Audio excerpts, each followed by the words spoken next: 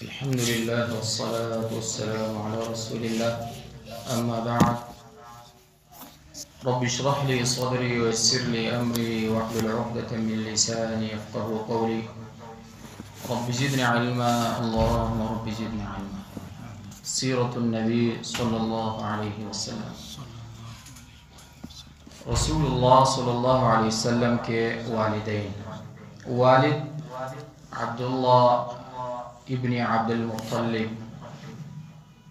گزشتہ دروس میں نبی کریم صلی اللہ علیہ وسلم کے اجداد قصی، عبد مناف، ہاشم اور عبد المطلب کا ذکر آیا ہوں. وہاں میں نے ذکر کیا ہے کہ عبد المطلب کی زندگی میں 3 بہت ہی اہم واقعات رونما ہوئے، ظاہر ہوئے. بئر زمزم کی کھدائی، حادثہ اصحاب فیل، اور ان کی نظر کہ وہ اللہ کے لیے اپنے ایک بیٹے کو ذبح کریں گے. اگر اللہ نے انہیں 10 صحت مند اور قوی لڑکے دیے تو جو بئر زمزم پر ان کے حق کی طرف سے دفاع میں اہل قریش کے مقابلے میں ان کا ساتھ دیں گے. اس وقت ورعاہ آپ کے والد عبداللہ کے نام نکلا، جو اپنے باپ عبد المطلب کے سب سے محبوب بیٹے اور قریش کے سب سے خوبصورت جوان تھے، جیسے کہ امام ظہری رحمہ اللہ نے ذکر کیا ہے.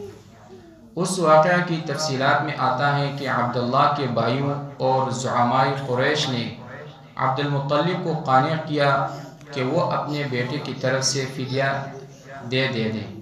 چنانچہ انہوں نے عبداللہ اور اونٹوں کے درمیان قرعہ اندازی کی، اور جب اونٹوں کی تعداد 100 ہو گئی تب جا کر قرعہ اونٹوں کے نام نکلا. عبد المطلب نے ان تمام کو ذبح کر کے لوگوں کے لیے چھوڑ دیا اور جس کا جتنا جی چاہے لے گیا. میں نے اس حادثہ کو بیان کرتے وقت ذکر کیا تھا کہ یہ اللہ کی طرف سے ایک اشارہ تھا کہ آپ صلی اللہ علیہ وسلم کے 2 ذبیح اسماعیل ابن ابراہیم علیہ السلام اور عبداللہ ابن عبد المطلب کی نسل سے ہوں گے. اور ابن اسحاق رحمہ اللہ نے جو نبی کریم صلی اللہ علیہ وسلم سے روایت کی ہے کہ آپ صلی اللہ علیہ وسلم نے فرمایا کہ میں 2 ذبیحوں کا بیٹا ہوں، لیکن یہ روایت سند کے لحاظ سے ثابت نہیں ہے، صحیح نہیں ہے. واللہ تعالی اعلم. والدہ آمنہ بنت وہب ابن زہرہ ابن کلاب ابن مرہ ابن لؤی. عبداللہ کے والد نے ان کی شادی آمنہ بنت وہب ابن زہرہ ابن کلاب ابن مرہ ابن لؤی سے کر دی. اس وقت ان کی عمر 25 سال تھی. آمنہ مکہ کی افضل ترین عورتوں میں سے تھی اور عبداللہ کے ساتھ نسب میں چوتھی پشت میں مل جاتی تھی.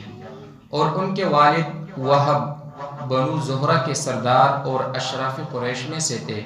وہ چھوٹی تھی جبھی ان کے والد وفات پا گئے تو ان کی کفالت ان کے چچا وہب نے کی، جو اپنے بھائی کی طرح اپنی قوم کے سردار تھے. آمنہ کو نبی کریم صلی اللہ علیہ وسلم کا حمل شادی کے پہلے مہینے میں ہی قرار پا لیا.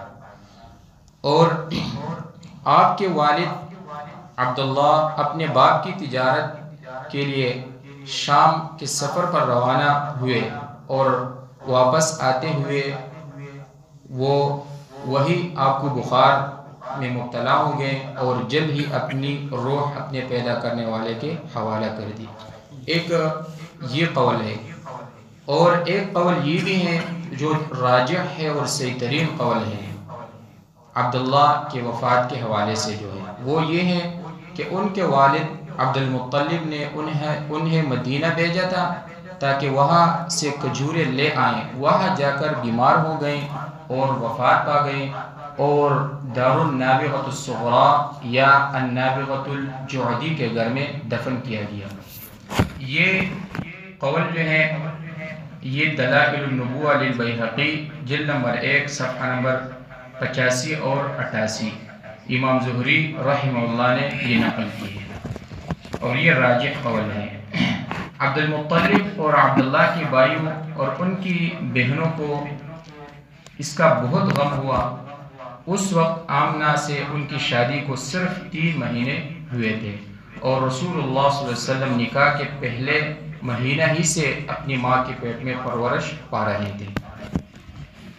اور ایک قول یہ ہے کہ عبداللہ نے نبی کریم صلی اللہ علیہ وسلم کی ولادت کے 2 ماہ بعد وفات پائی، اور بعض کہتے ہیں کہ 7 ماہ کے بعد، اور بعض کہتے ہیں 1 سال کے بعد، اور بعض کہتے ہیں کہ 2 سال کے بعد۔ ان کے علاوہ اور بھی دیگر اقوال موجود ہیں، لیکن واقدی اور ان کے کاتب ابن سعد کے نزدیک پہلا قول ہی راجح ہے، وہ یہ ہے یعنی عبداللہ کی جب وفات ہوئی تو آپ صلی اللہ علیہ وسلم رحم مادر میں تھے، اور یہ جو راجح قول ہیں، اور یہ مستدرک حاکم میں 4191 نمبر پر یہ قول موجود ہے۔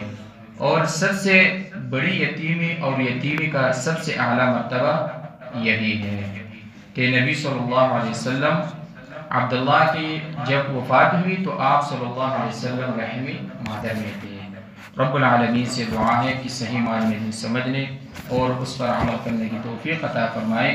اللہ رب العالمین سے دعا ہے کہ وہ ہم سب کو رسول اللہ صلی اللہ علیہ وسلم کے تمام حقوق ادا کرنے، آپ کی اطاعت کرنے اور آپ سے سچی محبت کرنے کی توفیق عطا فرمائے، اور روز قیامت ہمیں آپ صلی اللہ علیہ وسلم کی شفاعت اور آپ کے ہاتھوں مبارک حوض کوثر کا پانی نصیب کرے۔ هذا من عند واللہ اعلم بالصواب۔ انشاءاللہ اگلے درس میں پھر آپ صلی اللہ علیہ وسلم کی حالات ولادت سے بعثت تک بیان کریں گے۔ هذا من عند واللہ اعلم بالصواب۔